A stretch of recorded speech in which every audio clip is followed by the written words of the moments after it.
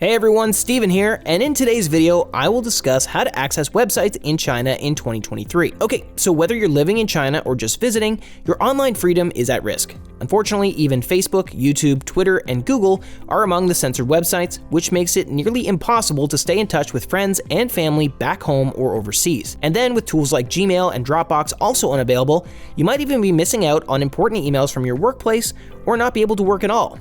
But do not worry, I am here to help. So what can you do to solve the problem? Well, a VPN is the best and most secure solution for bypassing China's censorship and regaining access to all your favorite websites and online tools. First, I would recommend installing a VPN before you travel to China. This is because, unlike proxies and browser extensions, a good VPN will encrypt your data so that it is virtually unreadable to hackers and government surveillance programs. Also, you'll have plenty of virtual locations across the globe so you can easily bypass geo-blocking. Now, even though there have been some strict government crackdowns on VPNs, there are still a select few providers that will work in China. But keep in mind that these VPNs are non-government approved, and using them is prohibited in China. However, there haven't been any incidents of tourists being fined by the Chinese government, so that's a plus, right? So if you're looking for a great VPN to use in China and across the globe, I absolutely recommend ExpressVPN. It has agents who constantly test and update its servers to make sure that it can bypass the Great Firewall. And with its high speeds and servers in neighboring countries, you can access any content you want and stream video from around the globe. ExpressVPN is a good choice for the region because it provides military-grade encryption and advanced security features.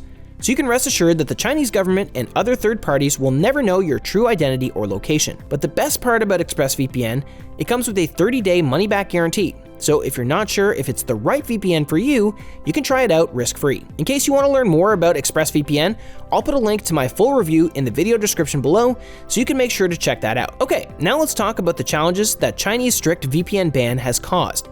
Unfortunately, censorship is an ever-present force in China, and its regressive online access laws, combined with government surveillance programs, threaten online freedoms from within its borders. Such laws were first put in place to prevent and punish cybercrimes, but they tend to miss the mark entirely. And so while hackers and cybercriminals run rampant, the firewall blocks websites like Facebook, YouTube, Twitter, and Google. In fact, China even blocks its homegrown websites, particularly news sources and blogs that post political opinions that do not support the ruling party. And this goes even further than threatening online access to endangering citizens' personal freedoms and bout safety. And so without access to balanced news sources, it's impossible to stay informed and keep any government in check, which is exactly what an authoritarian power prefers. Now, at this point, you might be asking if you can really use a VPN to bypass the Great Firewall. Well, the answer is both yes and no. This is because the Chinese government has now banned the operation of VPNs that aren't pre-approved by, well, them. But the problem is that their approved VPN services are likely to provide users information to the government